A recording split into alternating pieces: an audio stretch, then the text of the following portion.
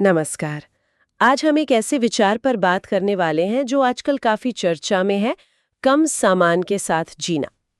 कभी ऐसा लगा है कि घर में चीजें बस बढ़ती जा रही हैं? हाँ, बिल्कुल। और ये भी कि ज्यादा चीजें होने से कोई जरूरी नहीं कि खुशी भी ज्यादा हो। हाँ, वही। तो आज इसी पर थोड़ी गहराई से बात करते हैं। बिल्कुल। आज की चर्चा का मकसद यही समझना है कि अपनी चीजों को, अपने सामान को थोड़ा कम करके उन चीजों पर ध्यान कैसे लगाएं जो जिंदगी में सच में मायने रखती हैं। तो चलिए समझते हैं कि ये कम सामान वाली जिंदगी आखिर है क्या और क्यों कुछ लोग इसे अपना रहे हैं। कई लोग जो इस रास्ते पर चले हैं वो बताते हैं कि पहले उनकी जिंदगी कैसी थी, मतलब सामान से भरी हुई, शायद दूसरों से थोड़ी तुलना भी करते थे। हाँ, और शायद उतने खुश नहीं थे जितना होना चाहते थे। हाँ, जैसे एक लेखक का जिक्र आता है, वो बताते हैं कि कैसे सालों तक उन्होंने ऐसी चीजें जमा की जिनका कोई इस्तेमाल ही नहीं था। अच्छा, जैसे कि जैसे बिना पढ़े किताबें या कोई म्यूजिक इंस्ट्रूमेंट जो बस कोने में पड़ा धूल खा रहा है, पुराने कैमरे। वो सोचते थे कि ये चीजें उन्हें दिलचस्प बनाती हैं। हाँ, लेकिन अंदर से खुशी नहीं थी। शायद नहीं। फिर जब उन्होंने इन सब चीजों से छुटकारा पाया। हाँ, तो उन्होंने एक बदलाव महसूस किया। ज्यादा खुशी, ज्यादा हल्कापन। ये उस आम सोच के एकदम उलट है कि ज्यादा मतलब बेहतर। सही कह रहे हैं। उनका तो ये भी कहना था कि कम सामान के साथ उन्हें हर दिन ज्यादा खुशी महसूस होने लगी। और शायद वो ये भी समझने लगे कि खुशी असल में है क्या। तो ये जो बदलाव है, क्या ये सिर्फ किसी एक इंसान का अनुभव है या समाज में भी कुछ ऐसा चल रहा है जिसने इस मिनिमलिज्म या सादगी को बढ़ावा दिया है? नहीं नहीं, इसके पीछे कुछ बड़े कारण दिखते हैं। पहला तो है जानकारी और सामान का हद से ज्यादा बोझ। मतलब internet, social media, online shopping. हम हर तरफ से लगातार जानकारी और चीजें खरीदने के मौकों से घिरे हुए हैं। सोचिए, हर मिनट कितना कुछ ऑनलाइन हो रहा है। हाँ, वो तो है। दिमाग पर बोझ तो पड़ता ही होगा। बिल्कुल। हमारा दिमाग, जो शायद हजारों साल पुराना डिजाइन है, वो इस सब से कैसे निपटे। मुश्किल है। हाँ, यही मुश्किल आती है। हम एक तरह से एक पुराने कंप्यूटर जैसे हो जाते हैं जो धीमा चल रहा है, हैंग हो रहा है, ध्यान भटकता रहता है। तो ये जो बाहरी और भीतरी शोर है ना, इसे कम करने की जरूरत महसूस होती है। और दूसरा कारण, आपने कहा कई कारण हैं। हाँ, दूसरा बड़ा कारण है टेक्नोलॉजी। एक अकेले स्मार्टफोन ने ही कितनी चीजों की जगह ले ली है। अरे हाँ, कैमरा, म्यूजिक प्लेयर, घड़ी, कैलेंडर, टॉर्च, मैप, सब कुछ एक ही डिवाइस में। बिल्कुल। पहले इन सब के लिए अलग अलग सामान चाहिए होता था, तो टेक्नोलॉजी ने कम चीजों के साथ जीना आसान कर दिया है, ये भी एक बात है। और आजकल वो शेयरिंग वाला कल्चर भी तो है, जैसे कार शेयरिंग। हाँ बिल्कुल, शेयरिंग इकोनॉमी का भी इसमें हाथ है। और एक तीसरा पहलू भी है जो खासकर जापान में देखा गया। वो क्या? वो हैं बड़ी प्राकृतिक आपदाएं, जैसे 2011 का भूकंप और सुनामी। उसके बाद बहुत से लोगों ने जिंदगी की अनिश्चितता को महसूस किया और सोचने लगे कि भाई आखिर जरूरी क्या है। ये तो गहरी बात है। हाँ, तो इन सब वजहों को देखें तो लगता है कि ये जो सादगी की तरफ झुकाव है, ये सिर्फ कोई फैशन नहीं है, बल्कि शायद एक जरूरत बन गया था। ठीक है, तो ये समझ आता है कि लोग क्यों कम सामान की तरफ जा रहे हैं। बोझ कम करना है, टेक्नोलॉजी मदद कर रही है और शायद जिंदगी की प्राथमिकताओं पर दोबारा सोच रहे हैं। हाँ, लेकिन सवाल ये है कि हम पहली बार में इतना सामान जमा ही क्यों करते हैं? अक्सर हम उन चीजों से भी बोर हो जाते हैं जिन्हें कभी बड़े शौक से लिया था। हाँ, ये बड़ा दिलचस्प सवाल है।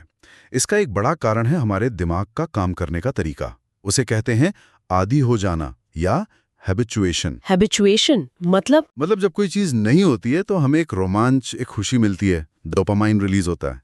लेकिन जैसे जैसे वो चीज हमारी जिंदगी का हिस्सा बनती है, हमारा दिमाग उसका आदी हो जाता है और वो मजा खत्म हो जाता है। हाँ, वो किक खत्म हो जाती है, फिर हम कुछ नया ढूंढने लगते हैं। ये एक साइकिल है। तो मतलब चाहे कितनी भी महंगी घड़ी खरीद लें या कोई शानदार कार, कुछ टाइम बाद वो भी नॉर्मल लगने लगती है। बिल्कुल, क्योंकि हमारी खुशी महसूस करने की भी एक लिमिट है, एक सीमा है।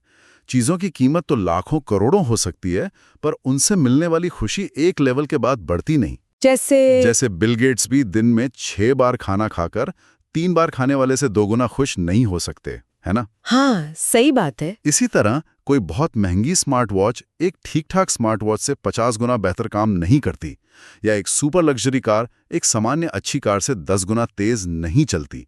कीमत और फंक्शन का अनुपात अक्सर सही नहीं बैठता। ये तो बड़ी अजीब बात है। मतलब हम जानते हैं कि हम चीजों से ऊब जाएंगे, फिर भी हम नई चीजें खरीदते ही रहते हैं। क्यों? क्योंकि हम भविष्य में कैसा महसूस करेंगे इसका अंदाजा आज की भावनाओं के आधार पर लगाते हैं, और ये अंदाजा अक्सर गलत होता है। उदाहरण दे सकते हैं? हाँ, जैसे जब हम बहुत भूखे होते हैं और सुपरमार्केट जाते हैं तो हम जरूरत से ज्यादा खाना खरीद लेते हैं। हाँ, होता है। क्योंकि उस वक्त हम ये नहीं सोच पाते कि भाई 2 रोटी खाने के बाद पेट भर जाएगा। हम उस तेज भूख के हिसाब से सोचते हैं। इसी तरह नई जैकेट खरीदते वक्त हम सिर्फ पहली बार पहनने की खुशी सोचते हैं, ये नहीं सोचते कि 10वीं बार पहनने पर वो भी आम लगेगी। तो हम वर्तमान के हिसाब से भविष्य का गलत अनुमान लगाते हैं। बिल्कुल, और कंपनियां इसी का फायदा उठाती हैं। तो फिर चीजों का असली मकसद क्या था और आज क्या बन गया है? शुरू में तो ये जरूरतें पूरी करने के लिए थी, पत्थर के औजार वगैरह। हाँ बिल्कुल, पत्थर के औजार शिकार करने, खाना बनाने में मदद करते थे। मिट्टी के बर्तन खाना रखने के काम आते थे। चीजें जिंदगी को आसान बनाने का जरिया थीं, जरूरत थी। और अब? लेकिन आज जब चीजें जरूरत से ज्यादा हैं, इफरात में हैं, तो हम उनका इस्तेमाल अपनी पहचान बनाने, अपना स्टेटस, अपनी वैल्यू दूसरों को दिखाने के लिए करने लगे हैं। हमें दूसरों को अपनी हैसियत या पहचान दिखाने की इतनी जरूरत क्यों महसूस होती है? क्योंकि हम सामाजिक प्राणी हैं। हजारों सालों से इंसान ग्रुप्स में रहते आए हैं। अकेले रह जाना मतलब खतरा। हाँ। तो हमारे अंदर समूह में अपनी जगह बनाने, अपनी पहचान बनाने और दूसरों से स्वीकृति पाने की एक गहरी इच्छा होती है। हमें ये महसूस करना अच्छा लगता है कि हाँ, हमारा भी कोई वजूद है, हम भी कुछ हैं। और इसके लिए हम सामान का इस्तेमाल करते हैं, जैसे खास तरह के कपड़े पहनकर दिखाना कि मेरा स्टाइल ये है, या खास ब्रांड की चीजें इस्तेमाल करके जताना कि मैं मॉडर्न हूँ। हाँ, अपनी पसंद की चीजों से अपनी पहचान जोड़ना एक हद तक स्वाभाविक भी है। दिक्कत तब शुरू होती है जब चीजें ही हमारी पहचान बन जाती हैं। मतलब वो सोच के जो मेरे पास है वही मैं हूं। फिर हमारा लक्ष्य बन जाता है ज्यादा से ज्यादा सामान इकट्ठा करना। और फिर हम उन चीजों की देखभाल करने, उन्हें संभालने, उन्हें सहेजने में ही अपना सारा टाइम और एनर्जी लगा देते हैं। एक तरह से चीजें हमारी मालिक बन जाती हैं और हम उनके गुलाम। जैसे उस लेखक ने बताया था कि कैसे उन्होंने सिर्फ इसलिए किताबें जमा की ताकि लोग उन्हें पढ़ाकू समझें। हाँ बिल्कुल, भले ही वो पढ़ी ना हो, ये दिखावा बन जाता है। ये तो सचमुच एक जाल जैसा लगता है। तो अगर कोई इस जाल से निकलना चाहे तो शुरुआत कैसे करे? ये सिर्फ सामान उठाकर फेंक देना तो नहीं होगा शायद, इसमें दिमागी तौर पर भी कुछ करना पड़ता होगा। बिल्कुल, ये सिर्फ फिजिकल काम नहीं है, ये एक मेंटल स्किल है। इसे सीखने में टाइम लगता है, जैसे कोई नई भाषा सीखना। सबसे जरूरी है अपनी सोच बदलना। सोच बदलना किस तरह? ध्यान इस बात पर लगाना कि चीजें हटाने से आप क्या पा रहे हैं। ज्यादा समय, ज्यादा खाली जगह, ज्यादा आजादी, ज्यादा सुकून, ना कि इस पर कि आप क्या खो रहे हैं। अक्सर जो मिलता है वो खोने वाले सामान की कीमत से कहीं ज्यादा कीमती होता है। हाँ, ये नजरिया बदलने वाली बात है। और इस प्रोसेस में हम अपने बारे में भी कुछ सीखते हैं। हाँ बिल्कुल, जब आप किसी चीज को छोड़ने में हिचकिचाते हैं ना, हाँ। तो रुक कर खुद से पूछिए क्यों हिचक रहा हूं मैं। हाँ, क्या इसलिए कि ये महंगी थी, या गिल्ट है कि इस्तेमाल नहीं किया? क्या कोई पुरानी याद जुड़ी है, या दिखावे की इच्छा रोक रही है, या सिर्फ आलस है? अच्छा, ये सवाल पूछना खुद को समझने में मदद करता है। आपको अपनी उन इच्छाओं, उन पूर्वाग्रहों का पता चलता है जिनसे आप शायद अनजान थे। हाँ, ये एक तरह का सेल्फ एनालिसिस है। तो ठीक है, सोच बदलनी है, खुद से सवाल पूछने हैं, पर शुरुआत करने के लिए कुछ प्रैक्टिकल सिद्धांत, कुछ अहम बातें, हाँ कुछ मुख्य गाइडलाइंस हो सकती हैं। पहला, सही वक्त का इंतजार मत कीजिए, अभी शुरू कीजिए। अभी, इसी वक्त। हाँ, अक्सर हम सोचते हैं जब टाइम मिलेगा तब करूंगा, जब मूड होगा, लेकिन वो सही वक्त कभी नहीं आता। छोटी शुरुआत कीजिए, शायद उन चीजों से जो साफ तौर पर कबाड़ हैं, टूटी हुई चीजें, एक्सपायर हो चुका सामान। हाँ, ये आसान लगता है। और फिर दूसरा, उन चीजों को कम कीजिए जो एक से ज्यादा हैं। जरा देखिए आपके पास कितनी कैंचियां हैं, कितने पेन हैं, कितने चार्जर हैं, क्या सच में सबकी जरूरत है? शायद नहीं। तीसरा, खुद से पूछिए क्या मैंने इसे पिछले 1 साल में इस्तेमाल किया है? अगर जवाब नहीं है तो शायद आपको इसकी जरूरत नहीं है। हाँ, इमरजेंसी की चीजें अलग हैं। धूल अक्सर एक अच्छा सिग्नल होती है। ये 1 साल वाला नियम काफी सुना है, पर उन चीजों का क्या जिनसे भावनाएं जुड़ी होती हैं? उन्हें छोड़ना तो बहुत मुश्किल होता है। जरूर, चौथा सिद्धांत यहीं काम आता है। यादों को चीजों से अलग करना सीखिए। यादें आपके अंदर होती हैं, चीजों में नहीं। आप उन चीजों की तस्वीरें ले सकते हैं, बाद में शायद तस्वीरों की भी जरूरत न पड़े।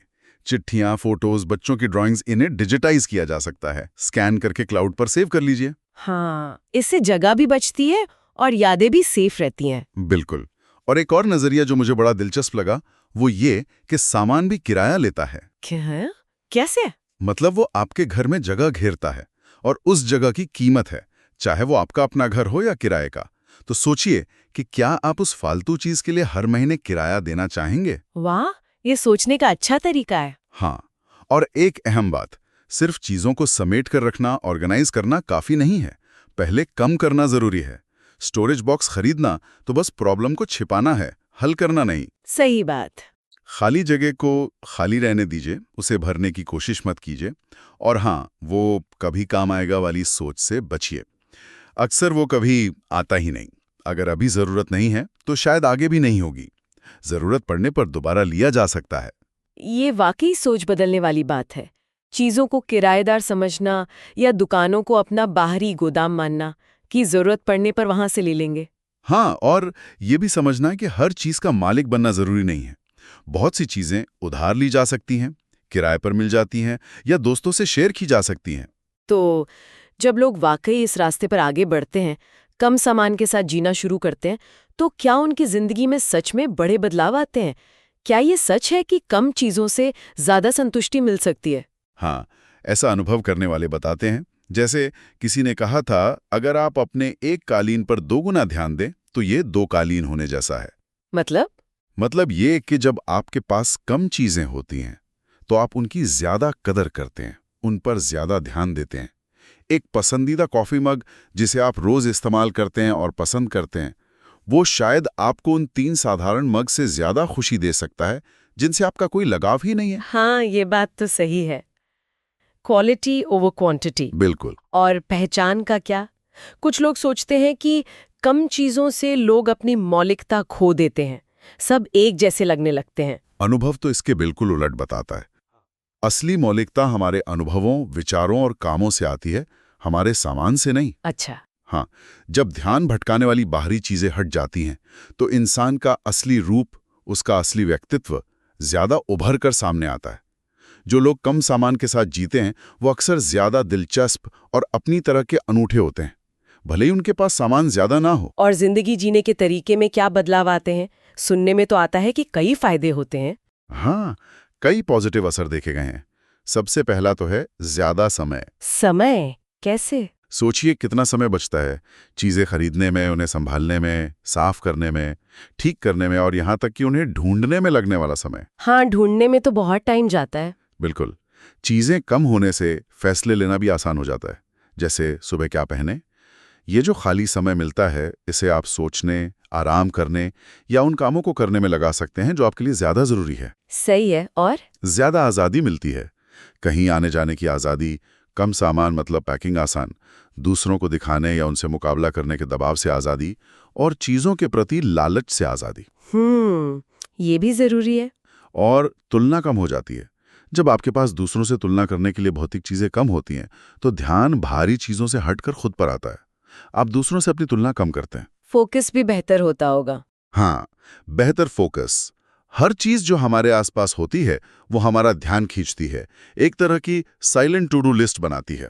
ये किताब पढ़नी है, ये बल्ब बदलना है, ये ठीक करना है। चीजें कम होने से ये शोर कम होता है, जिससे किसी एक काम पर ध्यान लगाना आसान हो जाता है। जैसे स्टीव जॉब्स का कहते हैं, वो रोज एक ही तरह के कपड़े पहनते थे ताकि एक फैसला कम लेना पड़े। बिल्कुल। फ्लो की स्थिति जिसमें आप किसी काम में पूरी तरह डूब जाते हैं, उसे पाना आसान हो सकता है। और सेहत पर भी असर पड़ता। हाँ, बेहतर सेहत और बचत भी। तनाव कम हो सकता है क्योंकि चिंता करने के लिए चीजें कम होती हैं। पैसे बचते हैं क्योंकि आप फालतू खरीदारी कम करते हैं। कुछ लोग वजन कम होने का भी अनुभव करते हैं, शायद इसलिए कि वे ज्यादा एक्टिव रहते हैं या तनाव कम होता है। और पर्यावरण के प्रति जागरूकता भी अक्सर अपने आप बढ़ जाती है। वाह। और रिश्तों पर गहरी कृतज्ञता महसूस होती है। जब आपके पास कम चीजें होती हैं तो आप उनके प्रति ज्यादा शुक्रगुजार होते हैं जो आपके पास हैं। आप उन्हें फॉर ग्रांटेड नहीं लेते। कृतज्ञता हमें वर्तमान में जीना सिखाती है और बोरियत को दूर रखती है। और हाँ, रिश्ते भी बेहतर हो सकते हैं। वो कैसे? चीजों को लेकर घर में झगड़े कम हो सकते हैं। ध्यान चीजों से हटकर लोगों पर ज्यादा जाता है। कुछ स्टडीज बताती हैं कि छोटे घरों में रहने वाले परिवार ज्यादा बातचीत करते हैं और ज्यादा करीब रहते हैं। जब हम दूसरों को चीजों की तरह देखना बंद कर देते हैं तो रिश्ते सुधरते हैं। तो कुल मिला के ये सिर्फ सामान कम करने की बात नहीं है, बल्कि ये जिंदगी को शायद ज्यादा सार्थक, ज्यादा खुशहाल बनाने का एक तरीका है। हाँ, इसे एक जरिया, एक शुरुआत की तरह देख सकते हैं। इसका असली मकसद सिर्फ चीजें कम करना नहीं है, बल्कि उन भटकावों को दूर करना है ताकि आप उन चीजों पर ध्यान लगा सकें जो सच में जरूरी हैं। मतलब खाली जगह बनाना ताकि जरूरी चीजें आ सकें। बिल्कुल। असली सवाल यह है कि जब आप चीजों से ध्यान हटा लेते हैं तो उस खाली हुए समय और एनर्जी का इस्तेमाल किसके लिए करते हैं। खुशी कोई ऐसी चीज नहीं है जिसे भविष्य में पाया जाएगा, वो वर्तमान में महसूस करने की अवस्था है। और शायद कम सामान के साथ जीना आपको वर्तमान में ज्यादा जीने और महसूस करने में मदद कर सकता है। तो आज हमने कम सामान के साथ जिंदगी जीने के इस विचार पर काफी गहराई से बात की। हमने देखा कि लोग क्यों इस रास्ते पर आ रहे हैं, हम क्यों इतना सामान जमा कर लेते हैं, इससे निकलने की सोच और तरीके क्या हो सकते हैं, और इसके जिंदगी पर क्या क्या पॉजिटिव असर पड़ सकते हैं, समय पर, आजादी पर, फोकस पर, सेहत, रिश्तों और शायद खुशी पर भी। सार यही है कि ये बाहरी चीजों से ध्यान हटाकर अंदरूनी मूल्यों, अनुभवों और रिश्तों पर फोकस करने का एक रास्ता हो सकता है। हाँ, ये जानने का कि वास्तव में हमारे लिए क्या जरूरी है और जो हमारे पास है उसके लिए आभारी होना सीखें। और जाते जाते सोचने के लिए एक सवाल छोड़ते हैं। अगर हमें अपनी चीजों को रखने के लिए लगातार खुद को या दूसरों को वजह बतानी पड़ रही हैं, तो क्या वो चीजें वाकई हमारी सेवा कर रही हैं या हम उनकी सेवा में लगे हुए हैं। हमें उम्मीद है कि ये चर्चा सुनने वालों के लिए उपयोगी रही होगी। इस विषय पर आपकी क्या विचार है? क्या ये जानकारी आपके लिए मायने रखती है? हमें जरूर बताइएगा कि हम इस तरह की चर्चाओं को और बेहतर कैसे बना सकते हैं। आपकी प्रतिक्रिया हमारे लिए बहुत महत्वपूर्ण है।